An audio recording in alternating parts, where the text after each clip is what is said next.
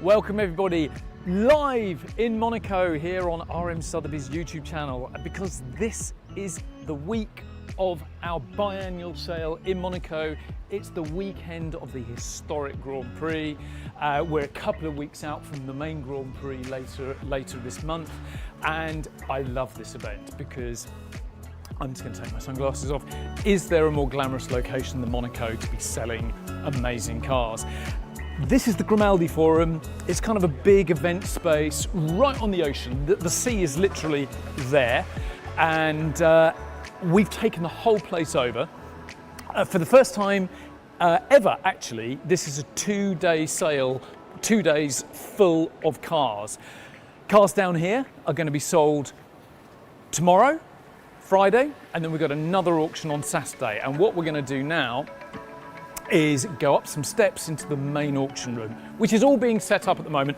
We're working on cellophane at the moment. The carpet is covered in cellophane to keep it looking nice because the public aren't allowed in at the moment.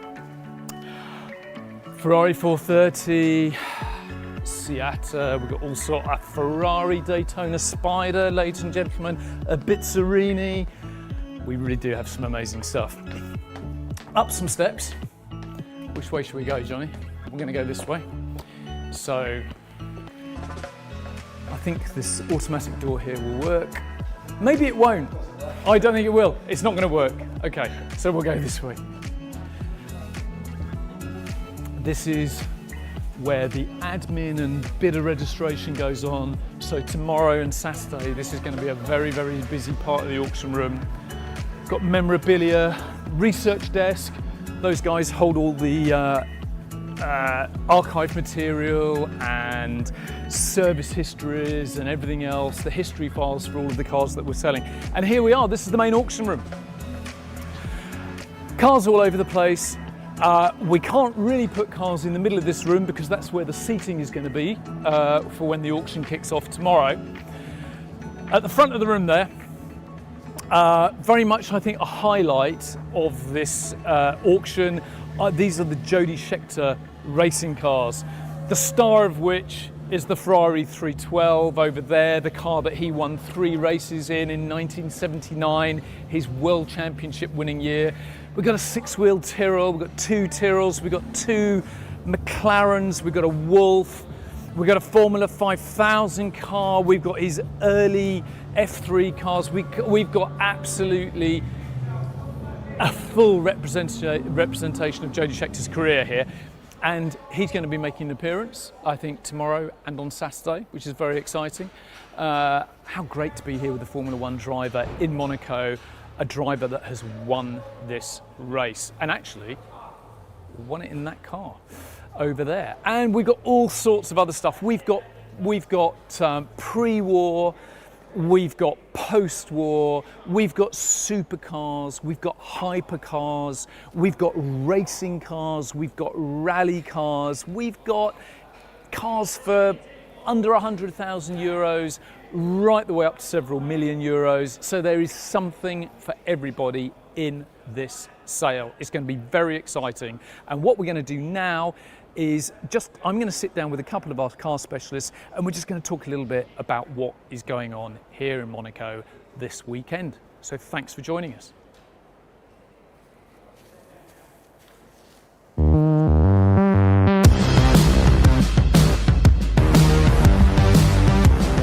It's an opportunity for us to talk about all manner of things. So we're talking about the market, we're talking about the cars we love, the cars we don't love. We try and deliver it with a bit of humour. I know what you're going to say. All you get with the Ferrari is 12 cylinders more of anxiety, isn't it? I mean, Largely. Speaking as an owner. Yeah. Some of our jokes are terrible. And of course, we have some special guests. We also did a special episode from the Mercedes Museum in Stuttgart. That recording was done shortly after we had sold the Mercedes 300 SLR Uhlenhaut Coupe, which was sold for 135 million euros. What? Imagine going to a pub with 2 or 3 friends, and that's exactly the way we try and do these podcasts. Cheers.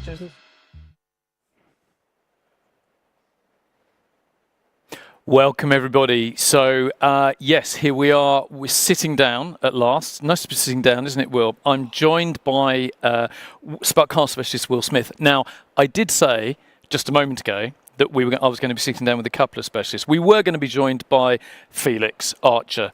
That space on that sofa there was... We'll just have to imagine he's here. He's a bit stressed, isn't he, Felix? Yeah, a couple of his cars are running late. And that's never something you want as a consigning specialist. Your cars, you spent months in preparation to get them to an auction. They will be here. They're somewhere in France, we know that. But it is Which stressful. Is it is when they're late and they're not here on time. And obviously we're dealing with a huge logistical operation here. Yeah. It's stressful. So we can't blame Felix too much. No, and of course, him and his wife, newborn baby. So he hasn't slept anyway, has he, for... weeks. It's not looking good. So the whole thing, everything's conspiring against it. But look, and I in that little intro that I just did, I've talked about the fact that we're here in Monaco, and that's amazing. And we come here every other year. Why do we come here? Well, why do we do this, sir? Because it is every other year is the historic Monaco Grand Prix, Indeed. and that is exactly what's going on this weekend. In conjunction with lots of other events and other auctions going on. So it's a really busy time for the collector car community here down in south of France. And it's a lovely meeting point for everyone to get together and come and enjoy some hospitality. And a lot of our friends and clients really make a big thing of coming to Monaco every other year. Yeah, it's a big... We did a little drive, didn't we, earlier? Because the roads aren't closed at the moment. Because, I mean, that's the thing, actually, about being in Monaco on a race weekend, which of course doesn't happen very often, but it's happening this weekend, and it will happen in a couple of weeks for the main F1 Grand Prix. They have to close all the roads, and there's grandstands in places where there aren't ordinarily grandstands, and obviously when the racing's going on, you can't get around the place because, well, you can on foot, and it's not easily, and it's not easy. But we did have a little drive earlier, and it's the whole town is absolutely rammed, isn't it? And of course the paddock for the racing is sort of down near the harbour, which is a little way away from where we're sitting right now. But there's a great atmosphere. And the historic weekend is a really... they've got some amazing grids. So there's a lot of great stuff. And crucially for us, because we are here to sell cars, obviously a lot of big collectors. Sure. So... And we've got some stuff that you could jump in and go and race this weekend if you wanted to. Now we have indeed, and I have quickly referenced the Scheckter cars, but we were here 2 years ago, and 2 years ago it kind of felt like an unrepeatable opportunity that we were bringing to market because we bought Nigel Mansell's cars, not as many as Jody, but a couple of really important F1 cars that the collectors had the opportunity to buy directly from a world champion Formula One driver.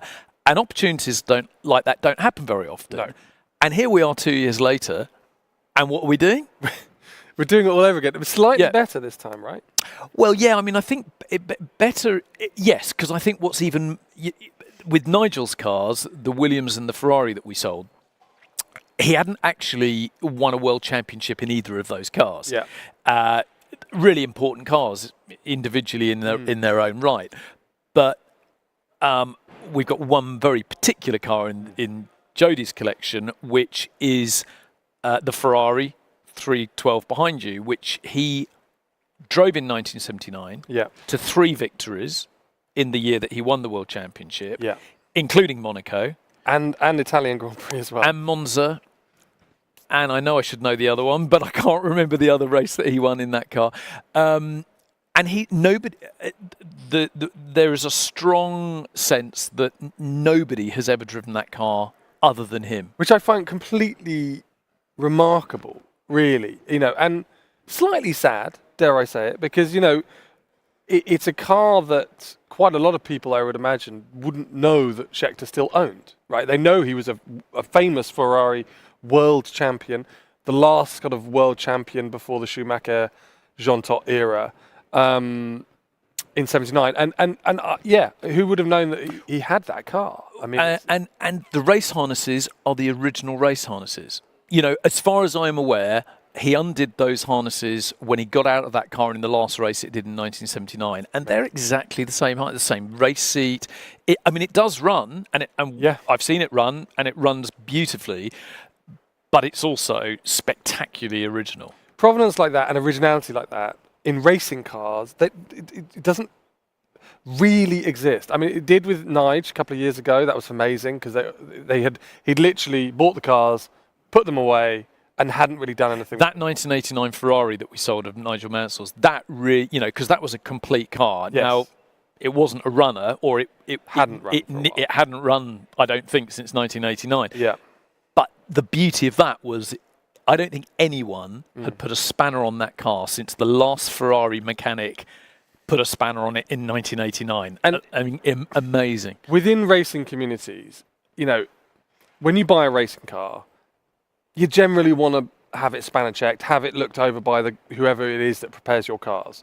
And racing cars have tough lives. So they get taken apart, put back together, taken apart, put back together all the time, especially single-seaters. So to have something like this behind my shoulder, that is literally, as he bought it, direct from the Ferrari factory and untouched, coming from Jody Scheckter himself, it's unrepeatable. And it's got all the paperwork. So the shipping paperwork for shipping that car from Maranello to the UK, did it ship direct to the UK? I can't quite remember. But all of that, all the paper trail, is all there. Amazing. And of course, we've got a lot of his other stuff here. Some of it is not necessary. Some of these cars aren't actually cars that he drove in period, but they're representative of cars that he drove during his career. And they are an amazing collection. I mean, the six-wheel Tyrrell, always an incredible thing to see. The high airbox for 70, the 007. Yeah, that is just such an evocative shape. It's almost one of the most iconic 70s Formula One cars, isn't it? Very much so. The colour and the blue and the elf. What I also like, though, Peter, is that you've got this sense of progression of a career. Starting with the lower value and lower cylinder and lower output cars that he started off his career driving, all the way through to the Formula One cars. Yeah. But the little Merlin is an amazing car because it's that actual chassis is also the car that Emerson Fittipaldi started his career in. So it's like I think it's generally known within to racing aficionados as is it the Marvelous Merlin? I think that people call it. But it is historically a really important car. There's a McLaren beautiful M19, couple of hot cars behind me, which was I had a Sasuke electric model when I was a kid in that livery, and I think there are only 3 of those in the world. I think I'm right. I mean, just a really incredible lineup of racing cars, and that we're really, frankly, privileged to be selling. We are really privileged that he's entrusted those to us, and he's going to make an appearance. Yep. Being an ex-F1 driver, you can't pin them down. They do what they want. That's absolutely fine. So we're not sure when he's coming. But he is coming. And I think maybe we might see him tomorrow, being Friday. But these cars are all going under the hammer on Saturday. Yeah. Because crucially, this is a 2-day sale. Tis indeed. Now, we did do a 2-day sale in Monaco a few years ago, but that was only a 2-day sale because one day was given over to a big collection of motorbikes. This is the first time we've done a 2-day car sale. Yeah. So we've kind of filled both levels of this building. And I'll say it now, because if I don't say it now, I will forget. There's an auction tomorrow that commences at 5 o'clock, and that's sort of one half of everything that's on offer. And then we've got another auction on Saturday, also starting at 5 o'clock, where, amongst others, the Scheckter cars will go. But why don't we just talk through some of the other cars? We've talked a little bit about the Scheckter cars, and we have in particular kind of the very significant opportunity that the Ferrari presents, because, you know, a works Ferrari, a championship winning car from the world champion, spectacularly beautiful Formula One car as well. Yeah. But we've also got another. I mean, what I love about this sale actually is that we've got there's kind of something for everyone, isn't there? Huge. We've got a 2CV. It's a Sahara. Sahara edition. It's got you get two engines in your Sahara. So it's good, but you know, we've got everything. You know, sort of slightly, you know, sub 100,000. Little Alphas, pre-war, 70s BB boxers, you know about those. Rally cars, you know, we've got some excellent rally cars. The competition, I mean, we've got lots of road cars. We've got pre-war, we've got early post-war, we've got, you know, everything through the decades, right up to sort of, you know, modern supercars. But we have got great racing cars, not just the Scheckter cars. We've got GT cars, DTM, and as you say, some great rally cars.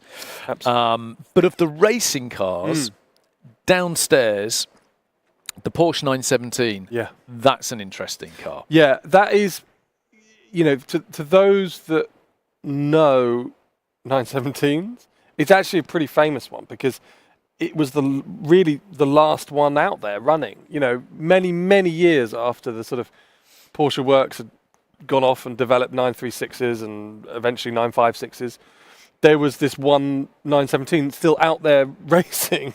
It is an amazing story because, you know, the 917 was unveiled in 1969. It kind of properly got going in a competitive season in 70. Yeah. In 70 and 71, 917s won Le Mans and Daytona. By 73, they weren't for the endurance championship. They weren't really eligible, so then they developed into a Can-Am car. Yeah. Big power. Yeah. But really, by 74, it was done. And I made a video with the car in advance of the auction. You drove the car, and I did drive the car, albeit very sedately, but I did, and that was a wonderful privilege. But the thing.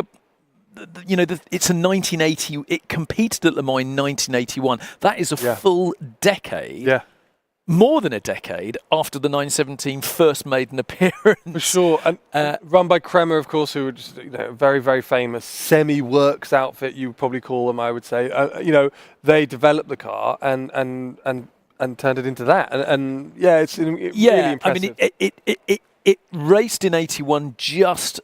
It was between the as Group 6 cars were phasing out and just on the cusp of Group C cars coming in, and obviously they had to update the aero package and wheels and tyres and things like that. You can sort of see that. It's sort of a weird hybrid between what is clearly a 917, but looking quite a lot like a Group C car.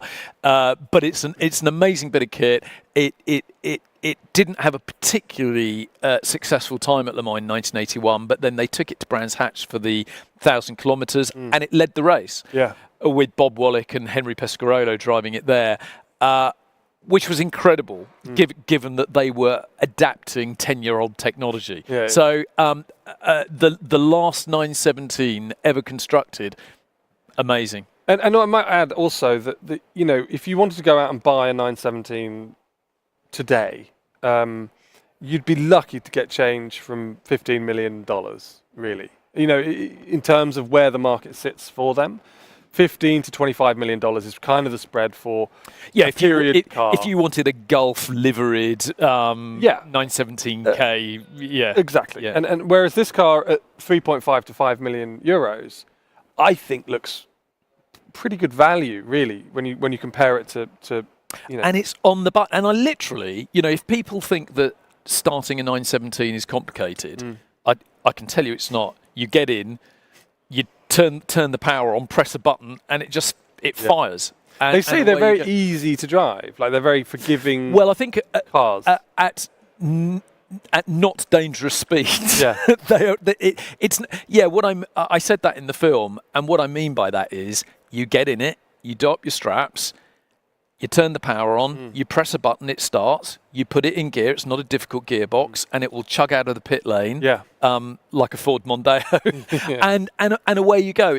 There's nothing particularly intimidating about that. It's a weird car to sit in though, and I've actually amazingly driven 2 917s over the past few years, and the abiding feeling with both of them is that your feet are very much in the nose of the car. You sit very, very far forward, which is feels a bit weird, and you've got stacks of power. You've got all of that engine behind you and lots of power. So I mean, at Mulsanne straight speeds, it's probably terrifying. But I mean, Derek Bell, I think, said that he gave a revolution readout to one of the mechanics because they didn't have speedos in them back then. And I think he said it was 7,800 RPM or something. And the mechanic just sort of politely nodded and he inquired as to how fast that was.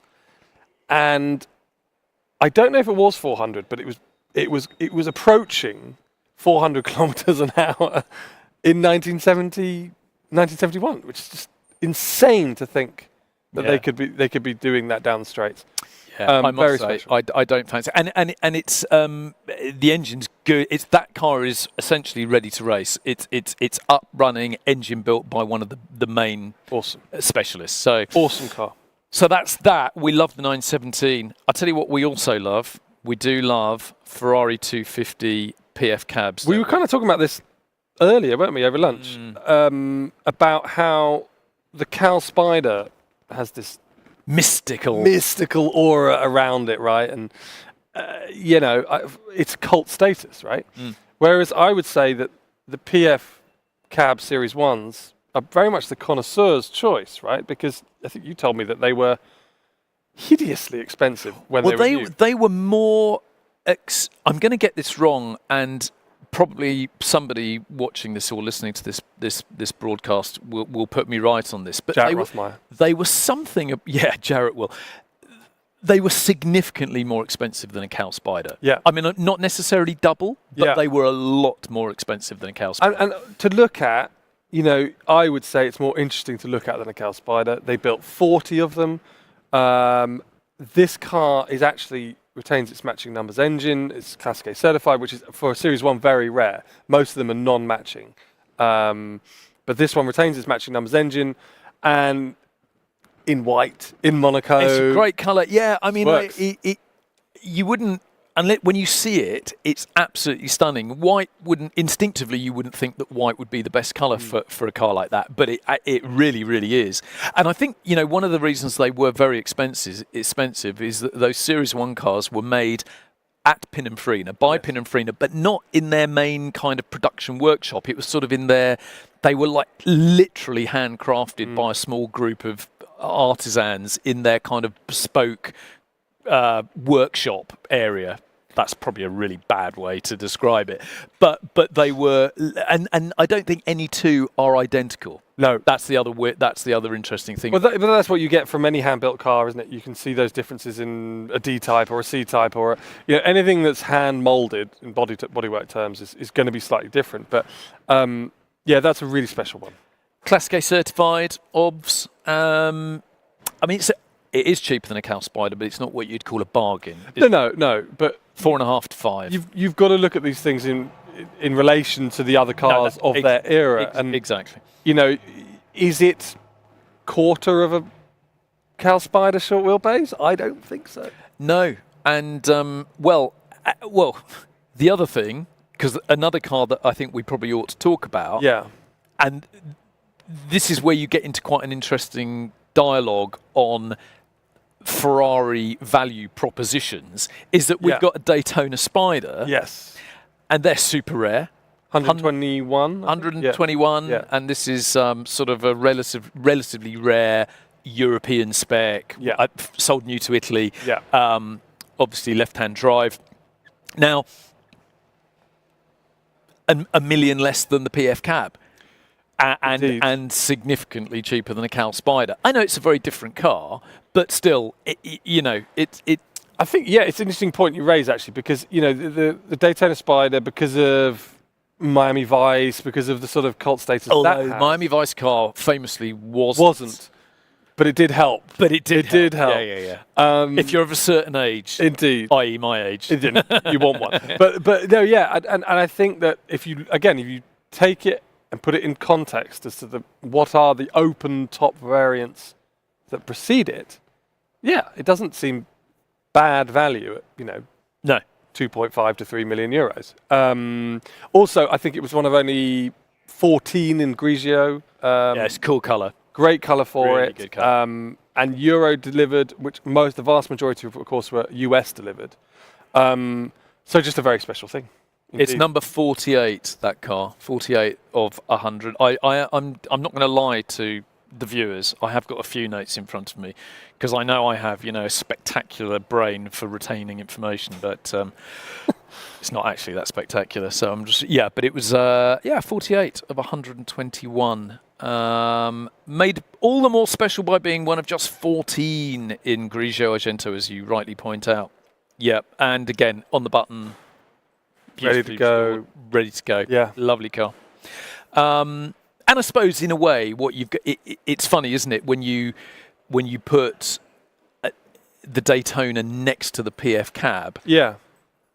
They are clearly very different looking cars. You've got one that is iconically 60s and one which is almost 50s. Really, 50s, late 50s. Sorry, yes, late 50s. Yeah. And the Daytona just spectacularly 1970s. Yeah, although what's interesting about the Daytona is that it was designed in the late 60s, wasn't it? Well, it was.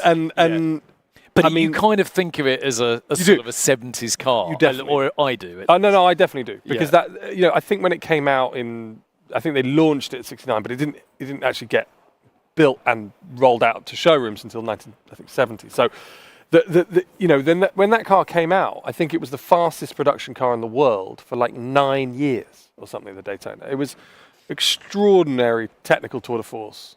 Do you remember with the original Gumball Rally movie? I do. They had a Spider. That's what made me. There was a Cobra. And a Spider racing down the storm drain. Yeah. That's what got me very excited about. Super with cool. Raul Julia, the actor, was in the, and he throws the he does the ring mirror out with some quip about Italian drivers not needing to see what's behind them. No, especially not in a 12-cylinder Ferrari. I don't think you do. I think he was right on that. So we go from Daytona Spiders and talking about sort of open top Ferraris to something a lot more modern. Yeah, because I think we do try and bring auctions to market where we have a really big cross section of stuff. And unquestionably, modern supercars are a much bigger component within our auctions now. Yes, compared to 10 years ago, even 5 years ago. Yeah, I'd say. Yeah. As one of the modern car alarms goes off. Somebody's just started an alarm. So we've got that, but I mean, bringing us right up to date in supercar territory, we've got the 2022 Lamborghini. I am going to have to read this because I can never remember. They call it a Countach. It's based on an Aventador, but it's an LPI 800 for VT6. That's quite a nomenclature, I have to say. But it's a modern reimagining of a Countach. I love it. I think it looks great. I think it's a nice nod to the past and the Countach as we know it as collector enthusiasts. I think obviously the Aventador platform was hugely successful for Lamborghini in recent times. They sold hundreds of them, thousands of them, and this is kind of represents the last of that era, last of the line, and a really cool celebration of a great car. That's a really cool colour. I don't know what you call it. I might have a note in front of me. There's bits of grey and green in it, and it's Del Bosco. Yeah, it's with Bianco leather interior. Yeah. So there you go. It's a very cool spec. And that's chassis number 1, isn't it? The first one, the first 112. 112 built, but this one's done like 110 kilometers. Oh, I see. Yeah. It's essentially a brand new car. Yeah. 6.5 litre V12. You don't need to go any faster than that. Will convey you around the countryside. I think that ticks the supercar hypercar box. Yeah. Oh, is it a hypercar though? No, I'd say it's a supercar. See, normally aspirate. I think hypercars need some degree of forced induction or something crazy, that's interesting. or some electric sort of power to assist it. That, in my mind, that's what I think of as. Somebody actually asked me this. That's a classic pub question. Yeah. It's like, why are some cars called supercars and why are some cars called hypercars? I kind of don't like by most people's standards, a Porsche 911 Carrera is a supercar. A Ferrari 458 is a supercar. But clearly there is quite a big void between those and a Veyron and a Pagani and a Koenigsegg and... I mean, some people would argue, and I'm not against this, that the hypercar thing started with the trilogy, the P1, the LaFerrari and the 918. Oh, I see. But what about the McLaren F1? Is that not that? Surely that's a hypercar. I know. In my mind, that's analog. It's normally aspirated. It's a supercar. It's still one of the greatest supercars of all time. But in my mind, that is a supercar. It's not a hypercar. See, I don't think of it, the difference between being anything that's, certainly in my head, it's not really about forced induction or anything of that nature. Or even how many sort of, microchips it's got on it. But it's more about somebody bringing something to market which is just so much beyond. Like a leap. It's such a big leap. Yeah. No, I think I get that. But then you could probably say that about an 8-litre Bentley or something. early hypercar. Early hypercars, please. Well, yeah, but a pre-war 2.98C Alpha. Kind of, a car like that of its era, is so much beyond anything, almost probably any other sports car that was around. And actually, even the Golf was even more dramatic back then than it is now. Yeah, because modern cars at that time could barely do 30 miles an hour, and yet that could do 150, 60, 70 miles an hour. Huge difference. Hypercars do scare me, though. Well, anyway, that's another topic for another podcast. That is another. We are going go down a off slippery piste. slope. We are going, but let's go back to racing cars. Okay, and we're going to go older again now. Yes, Ferrari 625, amazing, 1954. Yeah. Now that is almost the perfect silhouette of a 50s it really racing car, isn't it? It is, and the screen behind us. If you asked to, maybe not today, but some years ago, if you'd given a child a pencil and said draw a racing car, it looks like that. They would kind of drawn that 100%, and it comes from an era where Formula One was very much in its inception, and you had chassis like the 625, which were developed from the 500s. Which was a Formula 2 car. Which is a Formula 2 car, effectively. So a lot of these 625 chassis were actually just the same chassis that Ferrari just evolved into the sort of modern Formula 1 championship as we know it today. Yeah. So they are really significant from a historical perspective in that way. And they were very successful. I think one of those won in 55, one of those won here in Monaco. Maurice Trintignant. Yeah, exactly that. Drove that car, but they are hugely significant and probably eligible for pretty much anything. in the world. Funny enough, very random thing, but it used that late 90s. It was that car was owned by a friend of my father's. It lived in Devon. Really? Yeah, he didn't own it for very long. But it is a beautiful car, and quite topical in a way, with the recent Ferrari movie that's been out. Yeah. Because that film is set very much in the era of this. Yeah. And of course, crucially, the tragic story of that film is charting the Mille Miglia and Alfonso de Portago's death in the Mille Miglia. Sure. De Portago drove this car. Yeah. This actual chassis. It kind of sends shivers down your spine, really, when you put it into that context. Yeah. That actual car was driven by this character that's just come out of this film and is a legend of Ferrari history. It just literally sends shivers down my spine just thinking about it. It does, and I think these cars. I don't think that you buy this to buy kind of a historic racing car that's going to win races. It's you're buying it for a different reason. It's art, isn't it? It's motorsport, it's art, it's history. It's you could put that in a gallery, you could put it in your living room, in your kitchen. It wouldn't fit in my living room or my kitchen, but I'd try. Not mine. My wife would have something to say about that. But it would. It's the sort of thing, car, product, entity that is just, you're going to be universally loved wherever it goes and whatever you do with it. Hopefully, the next owner will bring it here to Monaco, drive it around the track, because that's what it's meant to do. And again, I know you're on quite rocky territory.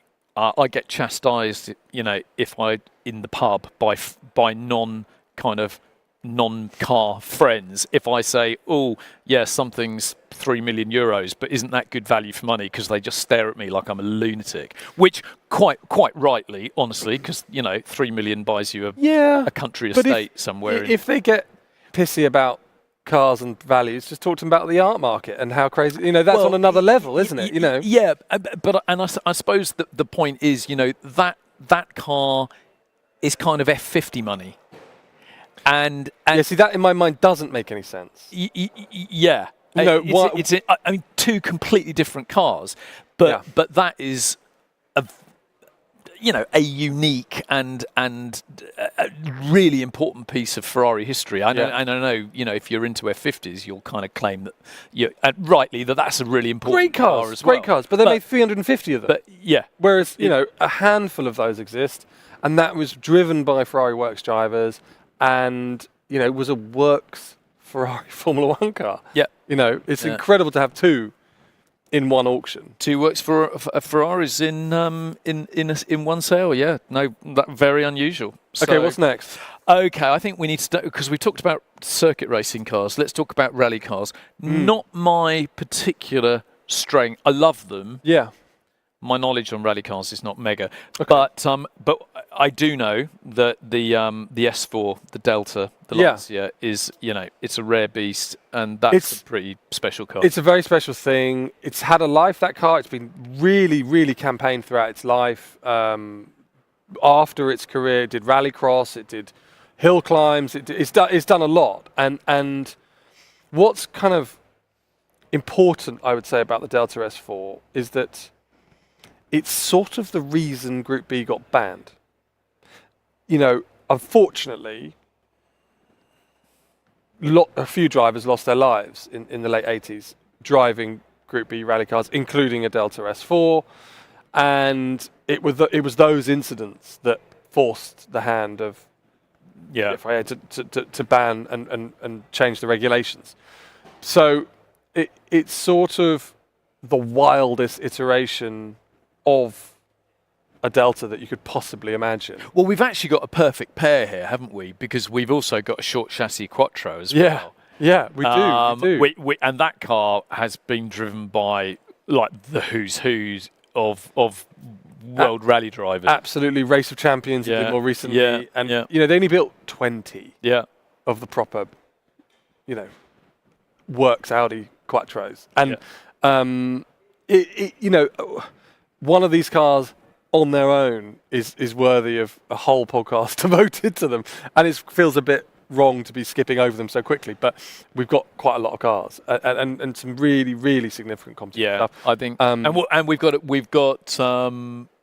another Integrale, and we've got We've got the Renault Group 4 car, Stratos, and we've got the Stratos. Yes, let's talk about the Stratos.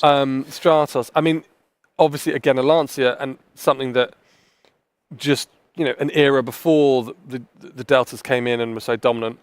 You had the 037, you had the Stratos, you had, incredible results that Lancia seemed to generate out of rallying at the time, and the Stratos was just a huge part of that. I mean, anyone who's driven one will tell you, never have. They are one of the great driving cars. In Group 4 specification, where they were at their most rapid, they'd outrun pretty much anything if you could tame them, because they had a very short wheelbase, quite snappy. But I think, like any car, once you master it, tame it, it was unstoppable. And I remember watching, as a kid, the Stratos on TV. It just looked like a spaceship. Yeah, it still does. I mean, it still does. The You're proportions are amazing. It's tiny. It's like a door wedge, isn't it? Those rubber wedges that you put under a door to stop it closing. Yeah, it does. It's like a Stratos. It's incredible, and I barely fit in them. Don't care. I'll squeeze in one of those any day of the week and drive it. That's a Stradale, so that's a road car. Yeah, it is. Never done any competition. But if you got in one, spent some time in one, just opened the door and felt how light it was, there's very little road car kind of thinking going on behind that. No. I mean, not an easy car for a supermarket. But I love them. I love it in that colour as well. I think it's a cool colour. Perfect for it. And a really genuine car. And they're quite hard to find in an original state, because they had lives, they got bashed, crashed and raced, This one's passed through our hands before, hasn't it? It has. I think we sold it so it's a car we know quite well. In Germany, and it's a really good car. Very pure, very original, and a worthy car. It's interesting, because if you're a car geek, you talk about Lancia in very sort of highfalutin ways in terms of, especially in relation to their rally heritage, but also the Lancia D50 Grand Prix cars from the 1950s and so on. And I thought it was a really telling comment. I was listening to ex-colleague of mine, Chris Harris, on a rival podcast, but he was saying he's got a son of, I don't exactly know what he's, maybe he's a teenager, and Chris mentioned Lancia, and of course his son just looked blankly at him and said, "What's a Lancia?" Yeah, and Chris went, "That he couldn't get his head around the fact." It's funny that, isn't it? Yeah, I mean, we know what they are because I grew up with them, and you grew up with them, but to the next generation, I don't know. Yeah, I don't know if they're going to recognise that brand. Certainly in the UK, where it's not been a marketed brand for quite a long time now. No, and if it never is again, then it would be a shame. You do see lots of modern iterations coming out, retro takes on the Stratos, on the 37, on the Delta S4, that sort of thing. You do see them, and they seem to have a pretty big following. Of course, the Delta Integrales, of which we've got one over there, a Martini 5 or 6, I can't remember. But that they have just such a huge cult following within the collector car community. I don't think their history is going to be eradicated. No, absolutely not. And of course, British motoring history is absolutely littered with marks that. But you make a good point. That nobody. They are a mark that are seen for decades. They are a mark that a modern audience would not recognise unless you schooled them. On the subject. No, it's a funny old thing. But what else? I mean, we've got lots. We have got quite a lot of Astons. Yes. We normally bring quite a lot of Astons to market, because everyone loves them. Got a sort of a collection 2 or 3 collections in this auction, single owner collections. One of which contains quite a few Astons, but there are some people love those the cars that present a project. They do. A project opportunity. They do. And we've got a few that are really, really good project, the basis for good restorations if you want to undertake one. But we've got a DB4 Series 5 Vantage, which is a pretty rare car, isn't it? I think 20? 20. Yeah. Yeah, or 20 in left hand. 20 in left-hand In left-hand drive, yeah. And, DB4, if you gave me the choice between 4, 5 or 6, I would definitely have a DB4. I'd take a 4 over a 5. Yeah. Yeah, I would as well. There's just something, if you saw someone drive past in DB4, most people would say, oh yeah, that's an Aston Martin. They'd recognise it. But it's not the Bond car. It doesn't have that same sort of hype around it. It's a shorter chassis. It's lighter. And yeah, just a bit purer. A bit purer. Obviously an Italian body, British engineering, just a great combination. And yeah, I love the Force. Advantage spec is in over 260 horsepower. So it's that's got some get up and go. That definitely, and it's on Webers, and they sound great. They go really well. You can get the kids in the back. They're a really versatile classic car, and yes, prices have come down a bit in recent years. Everyone sort of very openly acknowledges that, but I think there is enough Aston petrolheads out there to continue the brand, to restore and look after these cars for the next generation, because that's kind of what we're doing as owners or enthusiasts for these vehicles, isn't it?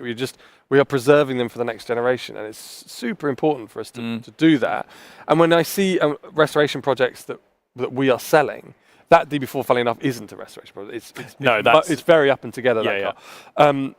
But when I see restoration projects being bought, be it going off to specialist restorers that we know and we work with all the time, that's what it's all about. It's not just about the numbers and the values and tracking the data. It's just about the passion of enjoying a marque like Aston Martin, buying a project, probably blowing your brains out on the restoration, but then just loving the car and driving the car. And doesn't matter what it costs to do it. It's just something that you love. And I think there needs to be a bit more of that amongst the collector car community going forward. Yeah. And we've got, just on the Aston marque, we've got a Vanquish, we've got a GT2 car, we've got 4, 5, 6. Got a DTM car. DTM. We've got an absolutely bonkers DTM car. Yeah. We've got some great Astons actually. It's a really genuinely, we say this a lot, and in almost every podcast we do, we say, what a great variety of cars. But genuinely, if you get a minute, go online, look through the lot list, because I think you'll be surprised at the breadth and depth of this catalogue, because there's something that appeals to literally anyone. Absolutely, and I think there really is something for everybody, and we've got something to suit all budgets, and they're all great cars. Favourite car of yours?